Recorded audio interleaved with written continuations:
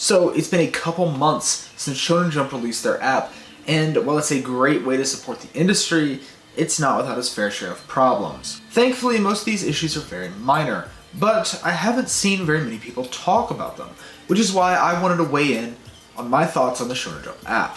So I want to start with the things that I really love about the app. Mainly I'll be talking about the app itself because I don't like reading manga on like a web browser on a desktop or a PC just in general. I mean, honestly, I prefer, I guess you can't really see much manga in this shot. So I prefer to read my manga physically, but in this case I can't really do that as often, and using an app is just a lot more convenient for me.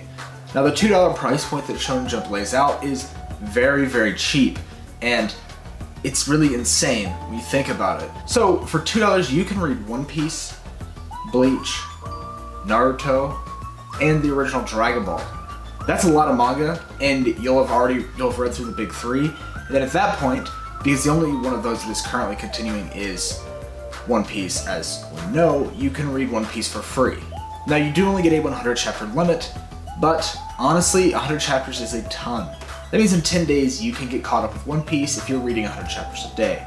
But that's a lot of manga, so you might want to cut it back just a little bit. Another big plus of the app is that you can download 100 chapters for offline reading. 100 chapters again is plenty. It's all you can read in a day, first off, so there's no point in downloading more than that. So obviously with it being an official app, the page quality is gonna be the best you can get, honestly. The scans, as you would call them, though they're not really, are very high quality. You can zoom in.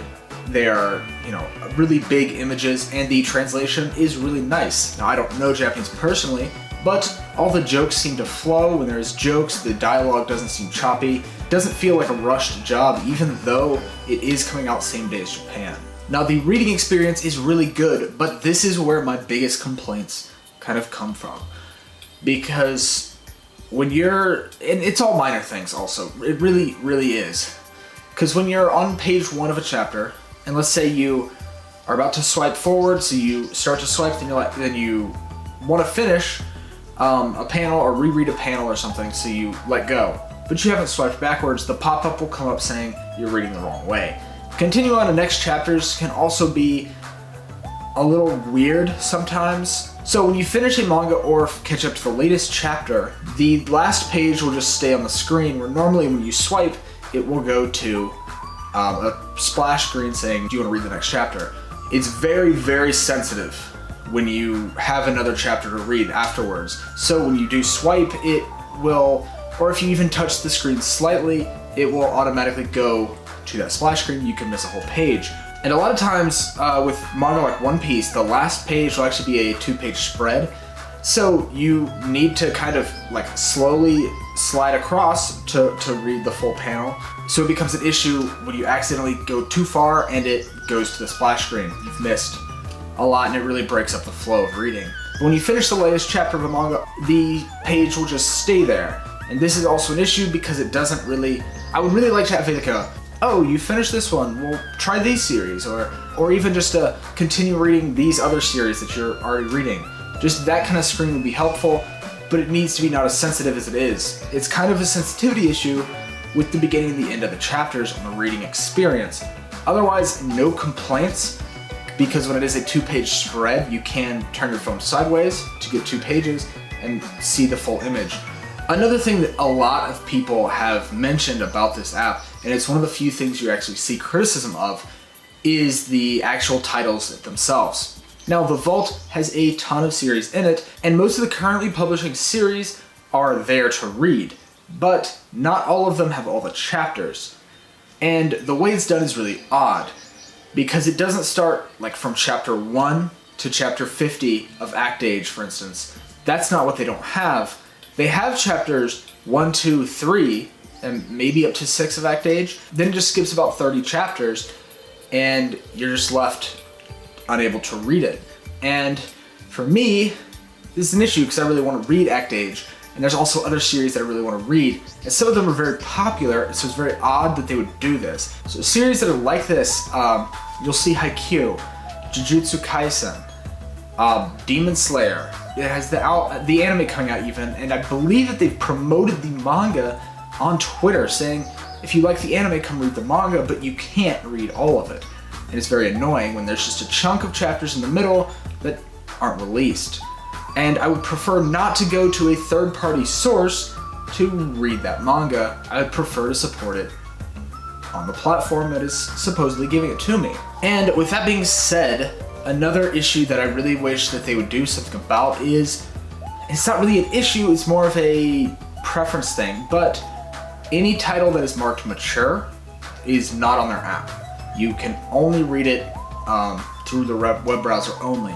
And I don't understand this at all. One series in particular that I really want to read is Platinum End by Oba and Obata.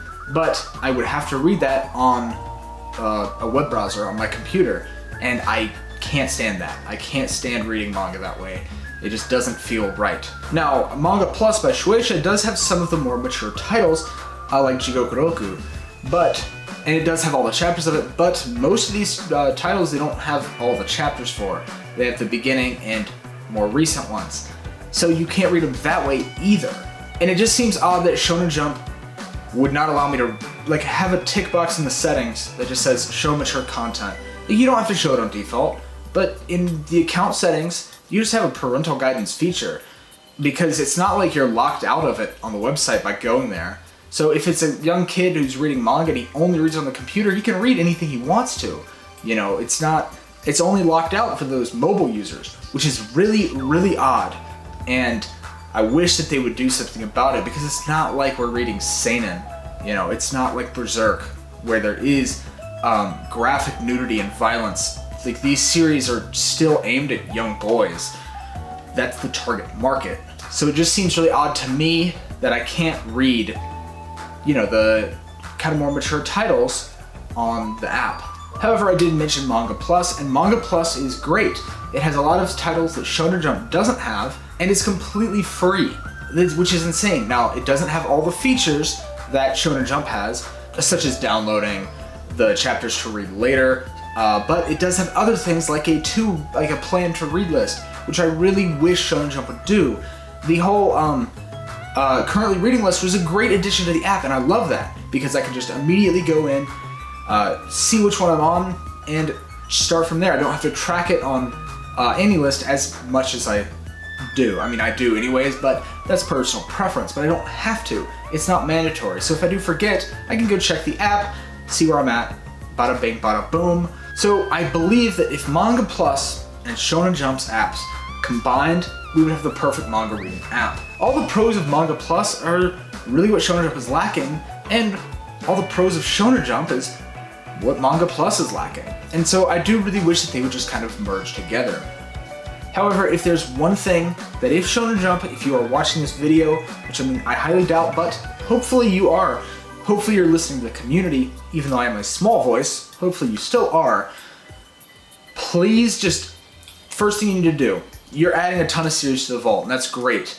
I was really excited when One Punch Man got added, and when Golden Kamuy got added, even though I can't read Golden Kamuy on the app. Regardless, I'm still excited that those series are on there. But for now, please add the chapters that are missing. I really want to read Haikyuu, and I'm going to start soon. I do have physical copies of it, but I really want to read all of it and get caught up. It's one of my favorite anime of all time, and I want to read the source material. So add those missing chapters before you add any more series. I'm sure you're working on it. I'm sure you are. But please, just this one thing. That's the big takeaway from this one.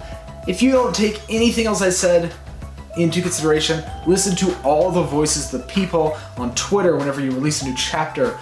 So and I see people in the comments whenever you release a new chapter of Jujutsu Kaisen or Haikyuu, there's people asking where are the middle chapters. Add those, just make everybody happy. And so this is just some of the things that I think would make the app better than it already is. Shonen Jump is already doing a great job at stopping piracy of manga. Like, I've noticed myself, I will not open up Tachiyomi, which I normally use to read manga. I'll normally go to Shonen Jump instead. And not even because I'm paying for it, because $2 is almost negligible. It's very hard to, not be able to justify that purchase, especially if you read manga really with any frequency. So please support this app. I'm not sponsored in any way, shape, or form. I just really think it's a great app and a great way to read manga. And everybody was talking about it when it came out, but nobody said anything about it since. This is my 2 cents on the Shonen Jump app. I do hope you check it out, and if you have any other recommendations, let me know down in the comments below. I would love to hear what you guys think would help make the app better. As always, I've been the Seaweed Ambassador. Make sure to follow me on Twitter, subscribe here for more content, like this video if you liked it, and I will see you in the next one.